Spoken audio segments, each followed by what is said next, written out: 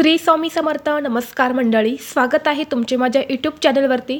आजचा दिवस तुम्हाला खूप छान सुखाचा आनंदाचा जाऊ हीच मी स्वामींच्या चरणी प्रार्थना करते आणि आज या नवीन व्हिडिओला सुरुवात करते. उद्या 11 जुलै वार शनिवार आणि या दिवशी आलेले आहेत भागवत एकादशी. भागवत एकादशी हे व्रत भगवान विष्णूला समर्पित असून हे व्रत केल्याने 88,000 ब्राह्मणांना भोजन करण्या इतके पुण्य मिळते आणि म्हणून या दिवशी अनेक जण व्रत करून भगवान विष्णूंची पूजा करतात. यामुळे विष्णूंचा विशेष आशीर्वाद हा प्राप्त होतो, ज्यामुळे जीवनात सुख आणि समृद्धी वाढते. आता आज 10 जुलैला योगिनी स्मार्त एकादशी आहे आणि उद्या 11 जुलैला भागवत एकादशी आहे.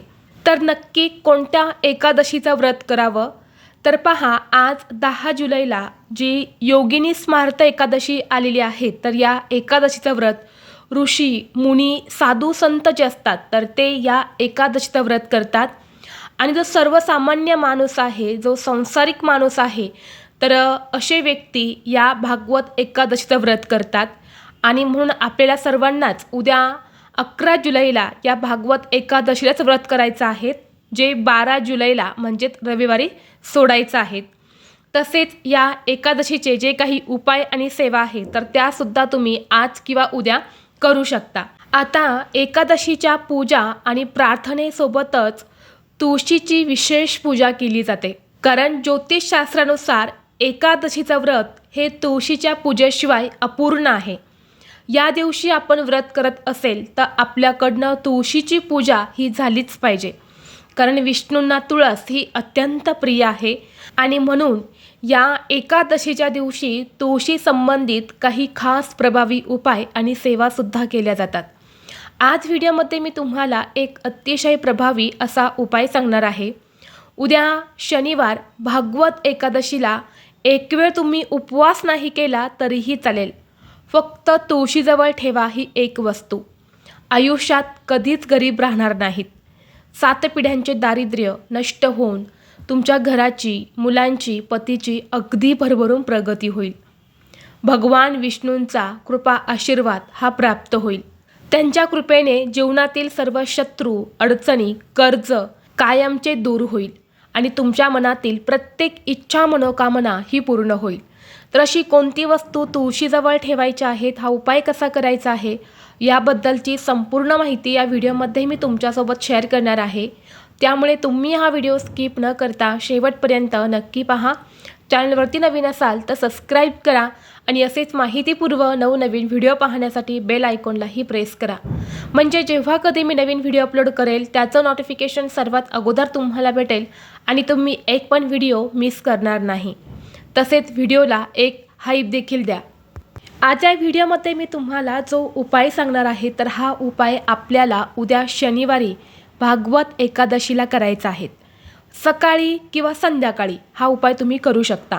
शक्य असेल तर सकाळी 9:30च्या अगोदर हा उपाय करा आणि जर सकाळी नाहीच शक्य झालं तर सायंकाळी जी दिवे लावण्याची वेळ असते 6 वाजल्यापासून ते 9:30 वाजेपर्यंत या वेळेमध्ये सुद्धा तुम्ही हा उपाय करू शकता.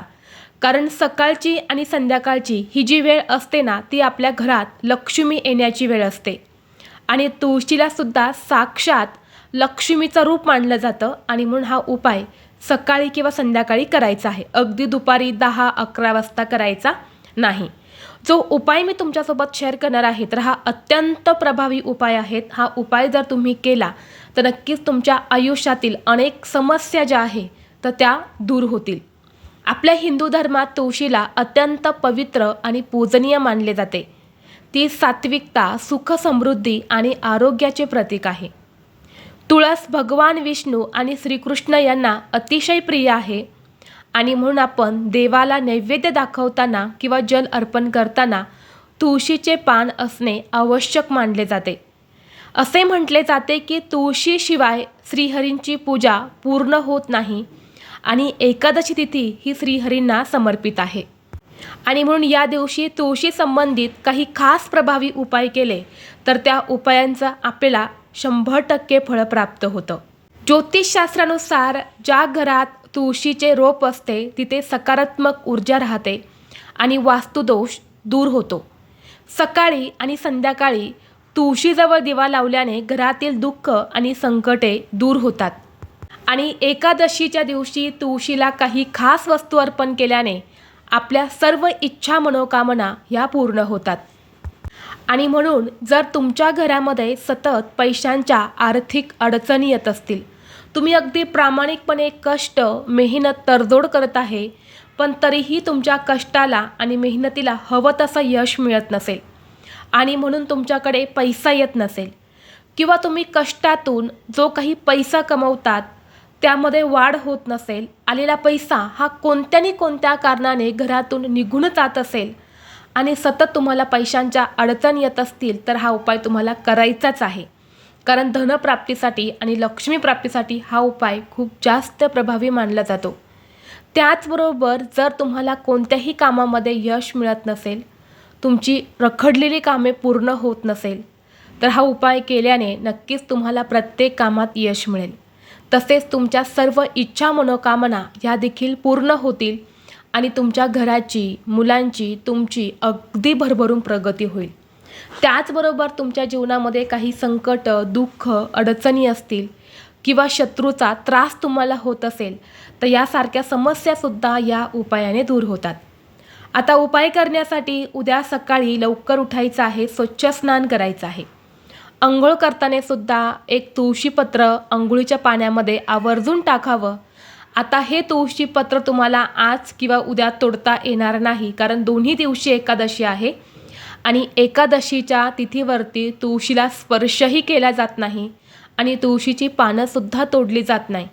म्हणून तुळशीपाशी खालीच गळून पडलेली पानं असतील तर ते तुम्ही घेऊन अंघोळीच्या पाण्यामध्ये टाकू शकता, किंवा जिथे कुठे पूजा साहित्य मिळते तिथे सुद्धा तुळशीच्या मंजिरी, तुळशीची पानं ही विकायला असतात, तिथून तुम्ही आणू शकतात. या दिवशी तुळशीपत्र घालून स्नान केल्याने भगवान विष्णू आणि माता लक्ष्मी यांचा आशीर्वाद हा प्राप्त होतो. स्नान करून झाल्यानंतर देवघरामध्ये भगवान विष्णूंची मूर्ती असेल किंवा बाळकृष्णांची मूर्ती असेल तर मूर्तीवरती अभिषेक नक्की करा. गाईचं कच्चं दूध घ्या, त्यामध्ये तुळशीच्या मंजिरी मिक्स करून ते दूध भगवान विष्णूंना अर्पण करा. जर असा अभिषेक जर तुम्ही या भागवत एकादशीला केला तर तुमची आर्थिक स्थिती सुधारते, अशी धार्मिक मान्यता आहे.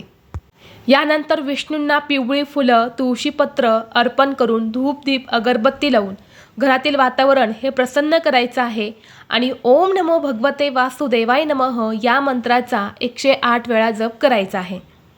आणि यानंतर लगेच तुम्ही हा उपाय केला तरीही चालेल किंवा संध्याकाळी देखील करू शकता. आता उपाय करण्यासाठी तुम्हाला काय करायचं आहे, थोडंसं गव्हाचं कणिक मळायचं आहे. कणिक मळताना थोडंसं तूप आणि हळदसुद्धा घालायचे आहे आणि त्या कणकेचे तुम्हाला 11 दिवे तयार करायचे आहेत. अगदी श्रद्धेने आणि खऱ्या मनाने ते 11 दिवे तयार करायचे आहे. आणि हे दिवे एका ताटामध्ये घेऊन त्यामध्ये शुद्ध गाईचं तूप घालायचं आहे आणि दुहेरी लांब कापसाची वात लावायची आहेत. वात करताना त्याला हळद कुंकू लावून ती लाल पिवळी बनवा, किंवा तुमच्याकडे जो कलाव्याचा धागा असतो त्या धाग्याची वात तुम्ही लावली तरी चालेल, किंवा कापसाची वात घेऊन तिला हळद कुंकू लावून लाल पिवळी करून ती वात त्या दिव्यामध्ये लावायची आहे. आणि यानंतर हे 11 दिवे तुम्हाला प्रज्वलित करायचे आहे. 11 दिवे प्रज्वलित केल्यानंतर हे दिवे तुम्हाला तुळशीपाशी घेऊन जायचे आहेत आणि तुळशीपाशी घेऊन गेल्यानंतर तुळशीसमोर तुम्हाला हळदीने एक स्वस्तिक काढायचं आहे आणि तिथे समोर तुम्हाला हे 11 दिवे जे आहेत तर ते लावायचे आहेत. आता तिथे हे 11 दिवे लावल्यानंतर ना त्या दिव्यांना हळदी कुंकूसुद्धा लावायचं आहे, तुळशीलासुद्धा हळदी कुंकू लावायचं आहे आणि तिथेच बसून तुम्हाला तुळशी मातेची कथा वाचायची आहे.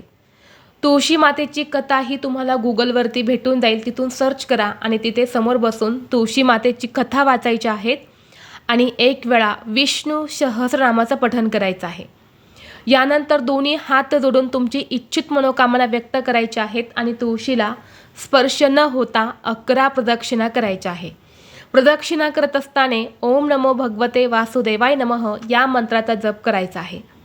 हा उपाय एकादशीला केल्याने करिअरमधील अडथळे दूर होतात, जीवनातील दुःख, संकट, अडचणी कमी होऊन सर्व इच्छा मनोकामना ह्या देखील पूर्ण होतात. तुळशीमध्ये लक्ष्मीचा वास असतो आणि हा उपाय केल्याने देवी लक्ष्मी प्रसन्न होते आणि तिचा आशीर्वाद मिळत असतो, ज्यामुळे आपल्या घरात सुख समृद्धी आणि सुदैव येते.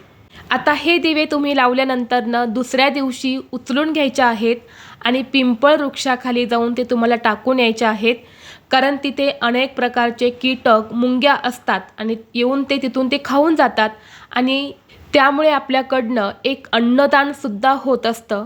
म्हणून असे दिवे पिंपळ वृक्षाखाली नेऊन ठेवायचे आहेत आणि अशा पद्धतीने हा छोटासा उपाय तुम्हाला उद्या भागवत एकादशीला करायचा आहे. करून पहा, खूप जास्त प्रभावी हा उपाय आहे. जेव्हा तुम्ही श्रद्धेने एखादा उपाय किंवा सेवा करताना त्याचं फळ हे तुम्हाला निश्चितच प्राप्त होते. आपण आपल्या आयुष्यातील अडचणी दूर करण्यासाठी अनेक वेगळे काही उपाय करत असतो, अनेक गुरूंकडे जात असतो, पण घरीच राहून आपण काही छोटे मोठे उपाय विशेष तिथीवरती केले तर ते जास्त लाभकारक मानले जातात.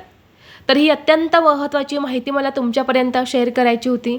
व्हिडिओ तुम्हाला आवडला तर लाईक करा, चॅनलवरती नवीन असाल तर सबस्क्राईब करा आणि हा व्हिडिओ आपल्या मित्रपरिवारासोबत जास्तीत जास्त शेअर करा.